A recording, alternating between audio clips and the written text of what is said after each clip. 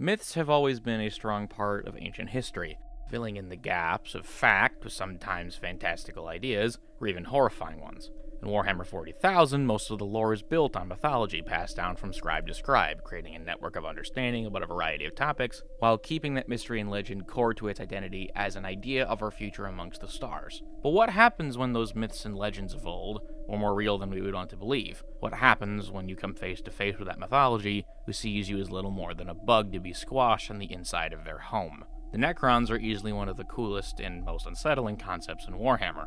Easily the oldest and most powerful faction of them all, in my opinion, even older than the likes of the Eldar. The Necrons are not just ancient, but ethereal. They are more than just the Tomb Kings in space that their modern interpretation wants you to believe, or the walking Terminators of 3rd edition. They are an eldritch, mechanical horror, more suiting of the phrase, the Iron Undead, than anything else to me. The origins of the Necrons come 65 million years before the current setting, a time when the Old Ones, an ancient race of psychic beings that were the first evidence of life in our galaxy, reigned supreme. They are responsible for the birth of many races within the universe, even creating the Webway, and existed almost uncontested within our galaxy.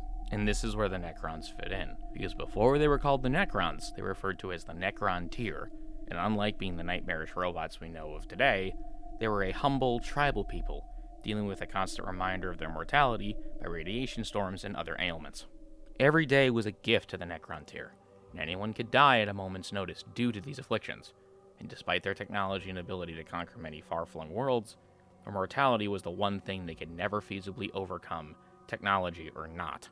Despite their power, the Necron tier were a divided people, constantly warring against each other like siblings, unable to achieve any sort of long-term goal due to their childish antics. But as time went on, they met the Old Ones, this meeting creating a very strong jealousy in the people of the Necron tier, as the Triarch, the ruling body of the Necron tier, would declare war against the Old Ones, both in an effort to unite the Necron tier against a common foe, and a way to cure their civilization of their chronic state of death.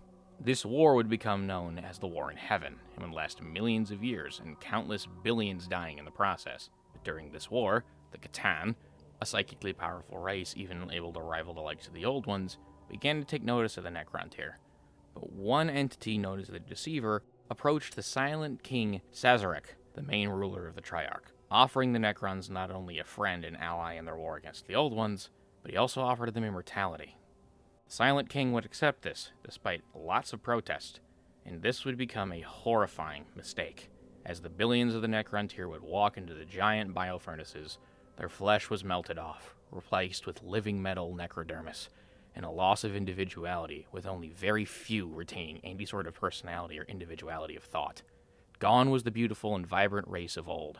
Gone was the culture and beauty they had created in their empire, instead replaced with a soulless and lifeless metal husk, their souls completely gone with nothing but a hollow state of death emanating from the legions of undead metal men that would nearly bring the entire galaxy to ruin due to their hubris and short-sightedness. The Necron tier were dead, and the Necrons were born. As the war continued, the Necrons and Catan would fight alongside one another, with the Old Ones slaughtered like pigs, even going as far as to chase them into the Webway. But after the last of the Old Ones were killed, the Silent King would turn on their Catan allies, killing the very same gods they pledged themselves to in an act of defiance so great that they shattered them into a million pieces, as the Catan were next to impossible to kill. But after this, the Necrons and the Silent King were left wondering what to do after millions of years of plague, death, and destruction that they had wrought. They decided to take a long sleep, and as the order came down, each of the Necron dynasties would move into their tombs on planets all over the galaxy, falling into a nearly eternal slumber, waiting for the day that the galaxy was right to receive their wrath once again, and as the true inheritors of the galaxy, they claimed was rightfully theirs. All except for the Silent King, who in an act of self-imposed exile would leave the galaxy to find any sort of peace that he could find for himself, racked with the guilt and knowledge that in an attempt to live forever, they lost the meaning of what it was to live. From this point on, slowly the tombs would awaken all over the galaxy, with many dynasties warring against each other, in any faction they came across. But to standard humans, like you and me, the stories of metal men would spread throughout the galaxy, men of iron with skull faces rising from the earth, as lightning would shoot into the sky as untold legions of cybernetic warriors would overrun every position, crush every guardsman, orc, or chaos cultist, and would leave death in their wake as they began to reclaim their place in the galaxy. This can happen anywhere, at any time. You will never know when it occurs, because unlike other existential enemies like the Tyranids or even Chaos, if you have an awareness of your surroundings or how they work, you could begin to tell that something is wrong. The Necrons have no warning. They appear without one, without compromise, and are absolutely terrifying in the process. And I would like to show you why. Imagine you live on an agri-world, a planet with lush fields of grain, blue skies as far as the eye can see, the night sky shimmering with dazzlingly beautiful stars every night, almost like it's a fairy tale.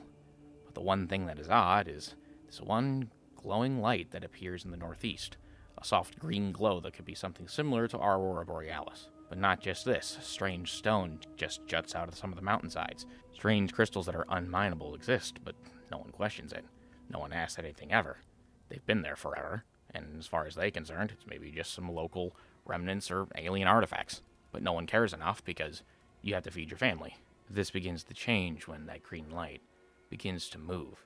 Slowly but surely, it moves. Crystals below begin to hum as the local maintenance or even cave explorers begin to report a soft green glow emanating from them, getting stronger as the days and weeks go by. Then an outlying city on the planet uses communication. Normal on planets like these, the infrastructure is not as strong, but the maintenance crews never return. You send more, but other cities fall dark. As the months roll by, stories of strange bugs devouring buildings begin to pour in, being written off by the local administratum as little more than a warp-driven delusion, and that anyone caught disseminating this information will be shot for heresy and blasphemy. This continues for a while longer, until those same officials are found butchered in their homes, their skin flayed and stripped off, their doors locked, and las pistols not even off safe at their time of death. The corpses are mutilated beyond measure, and more of these things begin to appear, tearing holes into reality, screaming silently as they butcher and maim anyone they find. These are the flayed ones, nightmarish automata that desire to eat the flesh and blood of their victims, often wearing the skin of the victims they senselessly kill in a bloodlust that could rival that of the mightiest Khornate champion. As more stories of these flayed ones pop up, nobody seems to notice that the light in the sky, that once brought comfort to the population, is no longer in the northeast, but dead north. Once they did, they got a sense that something was very, very wrong. Even more cities go dark. The local militia begin to panic and disbands. Their members continue to show up dead. Nobody can sleep. Nobody can work. Everyone is stricken by fear as the liquid metal men who tear holes in reality emerge and kill everyone and everyone they find. Finally, the local guard begins to mobilize. Someone in command realizes that this isn't just the warp. They're under attack from something else entirely. They just don't know what it is. Until one day, a scout spots them. A line of walking Necron warriors. Gauss weapons ready. Their lime green beams disintegrating you even if it grazes your body. The scarab swarms in front of them, consuming buildings in their path. The defending forces panicking as the iron onslaught bears down upon them. They fight back harder and harder, but it's no use. Their lasgun fire merely annoying the Necron warriors as the chunks they blow off reform due to their liquid metal structure, all the while annihilating the forces in front of them like it's nothing. Then the glowing green light begins to engulf the city, as strange floating pyramid structures follow the iron hordes below them. The few survivors left fight harder, but despite how hard they fight, it's no use, as the last thing any person will see is the face of an iron scowling skull, the only feeling that it has an unthinking malice, a malice of a species that gave up everything and everything that made them truly living out of pure hatred and malice towards every living thing in the universe, including you.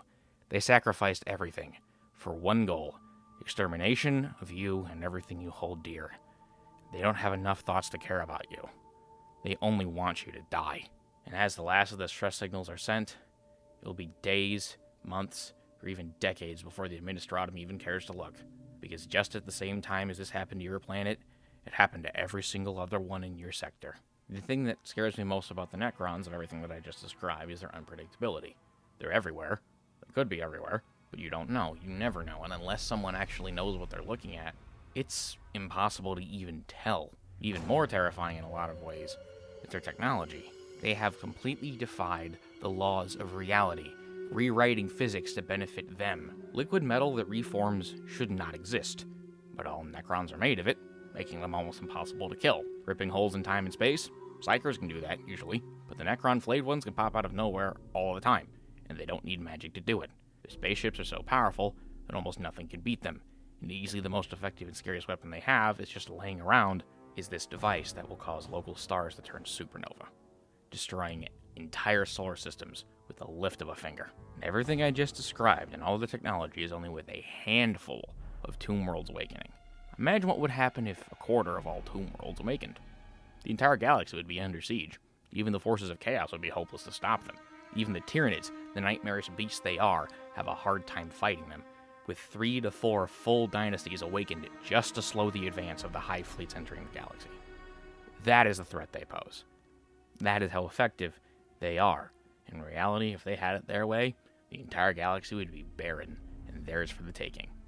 The Imperium or Eldar, they're strong, but not strong enough to fight all the Necrons. Currently, they're just lucky, because when push comes to shove, the Necrons are the true masters of their universe. If you'd like to learn more about the Necrons, there's not a lot of literature about them, unfortunately, but some I would recommend are The Infinite and Divine, which is top 5 Warhammer books just ever, the Twice Dead King duology, which does a fantastic job showing the Necron perspective. Dead Men Walking is great too, as it shows the Necrons from an Imperial Guard perspective, and if you like the Death Court of Krieg, you've probably already read this, but if you haven't, if you like them, you'd be able to learn about Krieg and the Necrons, so that's 2 for 1 right there. The Fall of Damnos is really great if you like Ultramarines and Necrons, and lastly, The Lords of Borsus, an exceptionally well-written short story that was one of the first POV Necron stories, and really set the tone well for a lot of the fiction to come after it. Thank you all very much for watching. If you would like to consider supporting the channel more, please consider becoming a YouTube member. Have a great night.